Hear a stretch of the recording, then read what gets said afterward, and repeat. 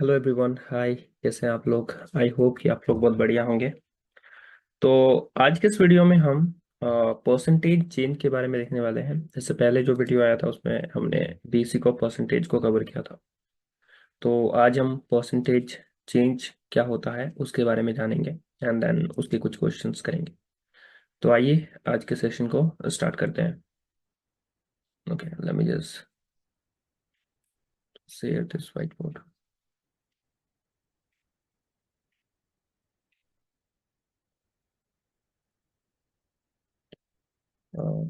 Let me just change the color so we can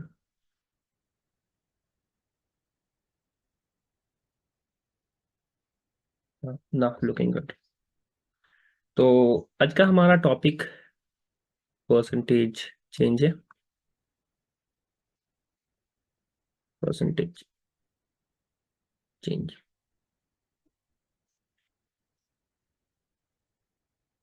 तो percentage change में हम क्या क्या चीजें पढ़ने वाले हैं, आइए एक बार सबसे पहले इसको नोट डाउन कर लेते हैं। तो सबसे पहले हम देखेंगे कि किसी भी सामान का या कोई भी चीज है जिसका कोई वेट प्राइस पहले कुछ था। सपोज कीजिए कि किसी सामान का जो प्राइस है पहले 200 रुपीज था। आगे चल के इसका प्राइस बढ़ के या कम होके 100 हो जाता है। कम होके 100 RS हो जाता है बिकॉज ऑफ सम डिस्काउंट और समथिंग। या फिर बढ़ के ये 250 हो जाता है। तो जब प्राइस बढ़ता है या घटता है तो इसमें कितना परसेंटेज का चेंज आया ये देखेंगे। फिर नेक्स्ट चीज हम क्या देखेंगे कि कोई भी सामान है, अगर उसका कुछ परसेंटेज डिक्रीज होता है या इंक्रीज होता है तो वो पहले से कितना ज्यादा रह जाता है। यानी कि कोई सामान है, किसी स्कूल में मान लीजिए कि पहले 500 स्टूडेंट पढ़ते थे एंड देन वहाँ पर 20% स्टूडेंट का डिक्रीमेंट हो जाता है, यानी कि 20% स्टूडेंट कम हो जाते हैं। तो अब इस स्कूल में कितने बच्चे हैं? तो इसी टाइप के क्वेश्चन को हम देखेंगे। तो आइए शुरू करते हैं। तो सबसे पहले किसी अमाउंट से किसी अमाउंट में जब डिक्रीज होता है तो कितना परसेंटेज चेंज होता है उसको देखते हैं। तो देखिए, जैसे मैंने पहला एग्जांपल लिया था कि एक सामान था जिसका प्राइस 200 था। ये बढ़ के 250 हो गया। तो इसमें हमें परसेंटेज चेंज बताना है। Find percentage change.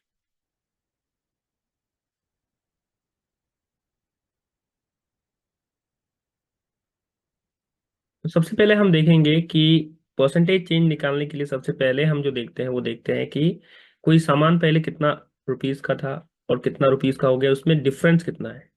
तो एक सामान जो 200 का था अभी 250 का हो गया, यानी कि इसके बीच का जो डिफरेंस है ये कितना है? 250 है। सॉरी, डिफरेंस कितना है? 50 रुपीज। यानी कि 50 रुपीज दाम बढ़ा है। ठीक है। तो परसेंटेज चेंज अगर हम निकालेंगे, परसेंटेज चेंज, इसका क्या फॉर्मूला होता है?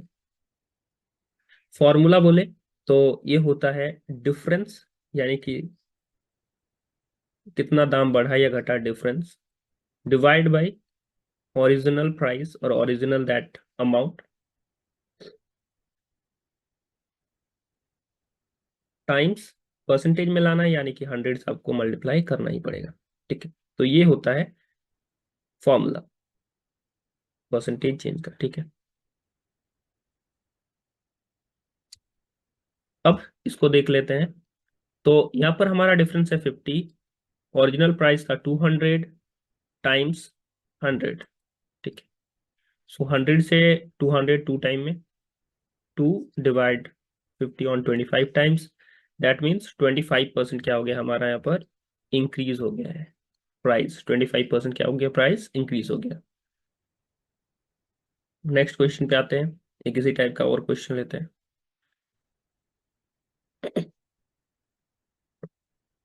अब देखिए, नेक्स्ट क्वेश्चन में ले लेते हैं कि किसी सामान का पहले दाम था मान लीजिए कि 65 रुपीज। अब ये जो है ये घट के हो गया 50 रुपीज। तो अभी इसमें कितना परसेंटेज डिफरेंस आया? तो सबसे पहले तो हमें देखना होगा कि प्राइस में कितना डिफरेंस है। तो प्राइस में कितना का डिफरेंस है? 65 से 50 हो गया, यानी कि 15 रुपीज का डिफरेंस है। परसेंटेज चेंज लाना है तो सबसे पहले तो हमें ये डिफरेंस जो है उसको लिखना पड़ेगा। Divide by original price, always हमेशा हमें ओरिजिनल प्राइस जिससे वो चीज आगे चल के बढ़ी है या घटी है उसको हमें डिवाइड में लाना है, यानी कि 65 बट्टे में आएगा एंड टाइम्स 100। अब इसको हम लोग सॉल्व कर लेते हैं। तो 5 time 3 15 and 5 time 13 is 65। Then अभी इसको 3 टाइम 100 इज 300 डिवाइड बाई 13। इसको सॉल्व कर लेते हैं थोड़ा सा। तो 13 time 2 26, 4 0, 13 time 3 39 and then 1, so we can write this one as 23 and 1/13 percent। Okay, सो इतना परसेंट क्या हो गया? डिक्रीज हो गया ये। ओके, तो इस तरह से हम परसेंटेज किसी सामान का चेंज जो होता है उस तरह से निकाल सकते हैं। That is original price divide by, sorry, difference divide by original price times 100। Okay, next question पे आते हैं।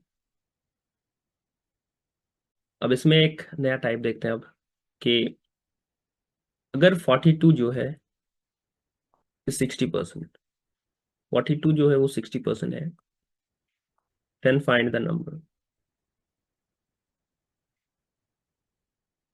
Find the number.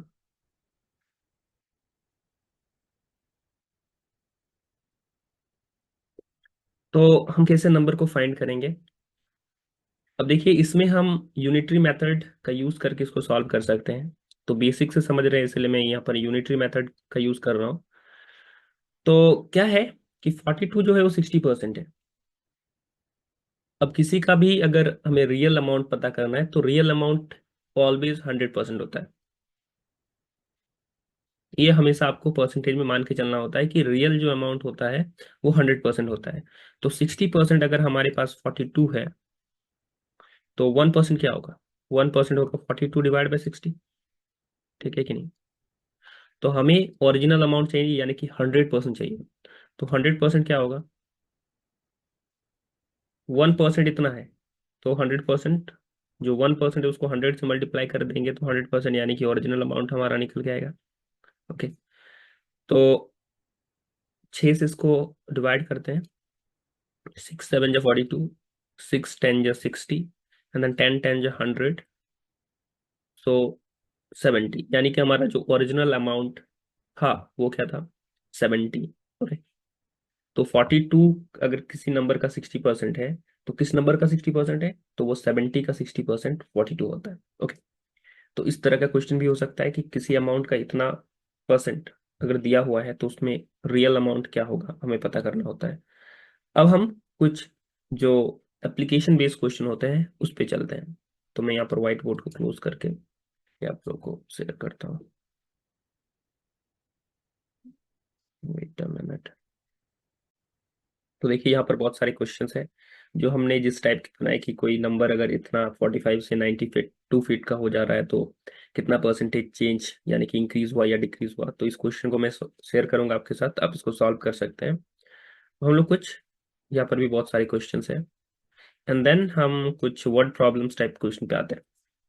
तो देखिए, यहाँ पर सबसे पहला क्वेश्चन क्या बोल रहा है कि अगर like last year the six grade had 350 student. तो लास्ट ईयर सिक्स ग्रेड पे 350 स्टूडेंट थे। This year the number decreased 36%. Okay. How many students are in the year sixth grade class? तो पिछले साल सिक्स ग्रेड में 350 student थे। ये पिछले साल का बात हो रहा है।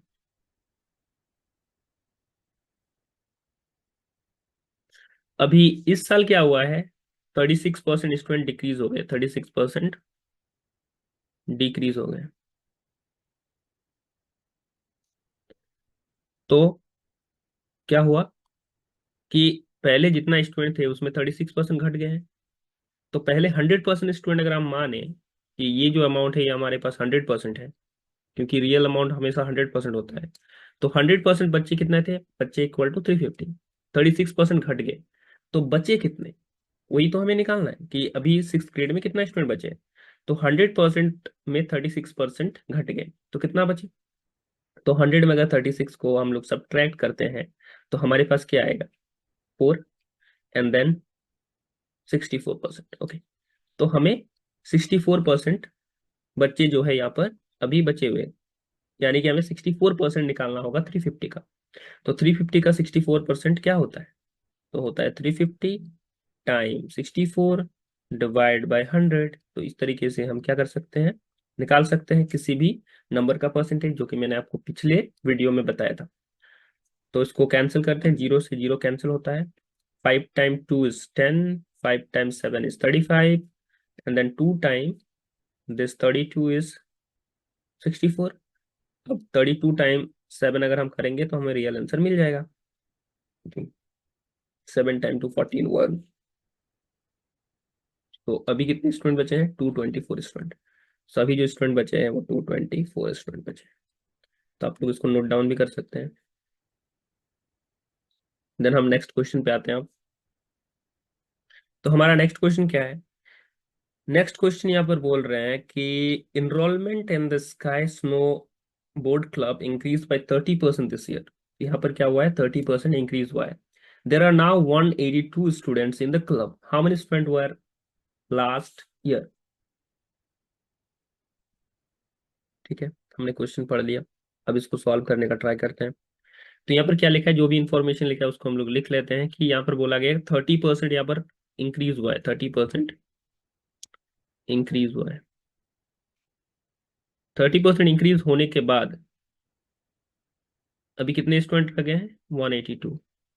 अब समझिए पहले कितने स्टूडेंट होंगे, 30% इंक्रीज होने से पहले अगर परसेंटेज में हम सोचे तो ये 100% रहे होंगे। तो 100% हमें पता नहीं कितना है, वही हमें निकालना है। अब 30% इंक्रीज हो गया तो वो हो गया 182, यानी कि हमारे पास जो 182 है वो 130% है।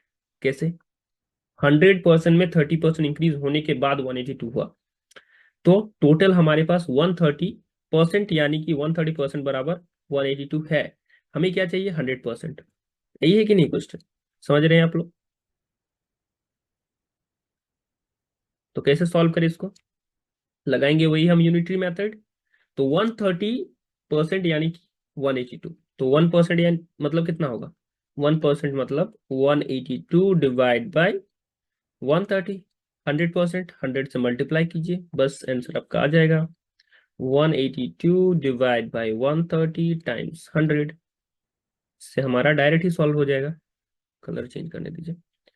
देन 0 से होता है 0 कैंसिल। अब इसको 13 से हम डिवाइड करेंगे तो कितना बार में जाएगा ये, चलिए इसको डिवाइड ही करते हैं। 1820 डिवाइड बाई 13, 1820 डिवाइड बाई 13, इधर मैं डिवाइड करके दिखा देता हूँ। तो 13 से 1 टाइम में 13 हो गया, 5, 2 come down, then 0 come down on 0 time, तो हमारा हो गया 140। यानी कि पहले कितने स्टूडेंट थे लास्ट ईयर में, 140 स्टूडेंट थे। ठीक है,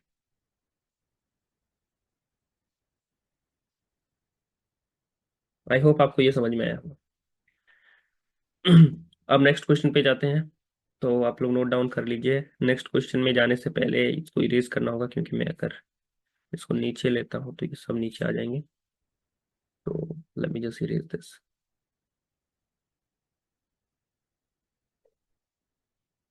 now come to third question. तो और दो क्वेश्चन है बस, ये थर्ड एंड फोर्थ। अभी इस थर्ड क्वेश्चन को देख लेते हैं। थर्ड क्वेश्चन क्या बोल रहा है, the game stop is having a sale and all games are reduced by 55%. If the game is now this much dollar, इसको 30 रुपीज मान लेते हैं हम लोग अपने इंडियन भाषा में।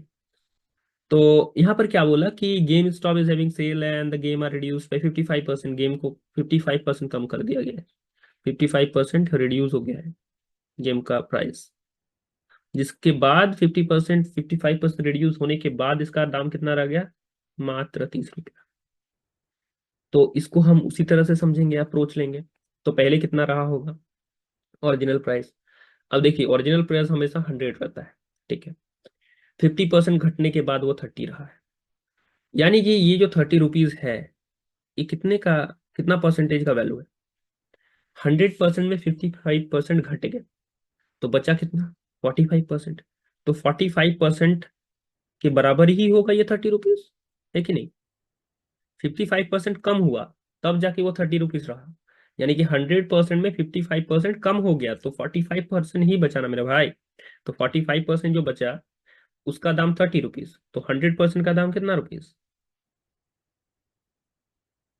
निकाल लेते हैं। तो 45, 30 रुपीज, ओके। तो 1% कितना होगा, 30 डिवाइड बाई 45, एंड देन 100% कितना हो जाएगा। तो 30 डिवाइड बाई 45 टाइम्स 100।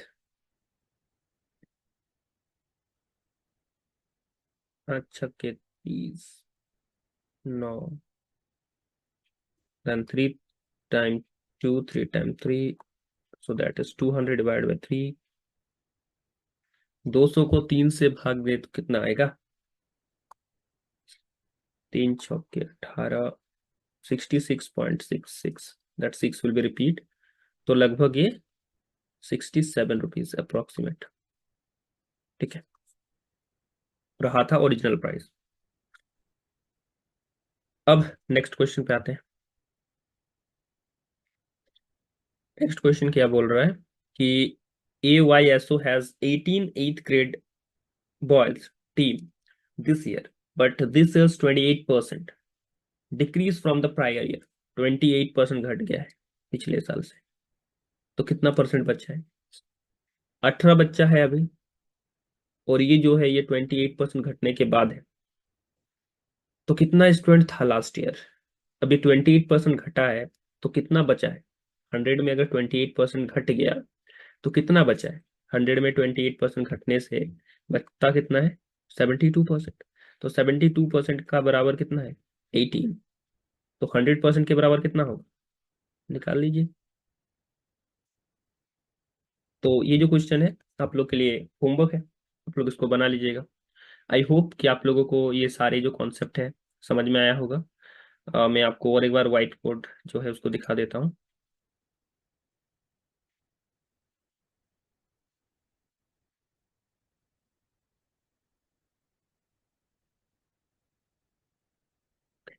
तो ये था हमारा आज का कॉन्सेप्ट जो हमने सीखा। आई होप कि आप सभी लोगों को ये समझ में आया होगा। तो अगर समझ में आया है तो आप इसको बनाइए अच्छे से, and then thank you for watching.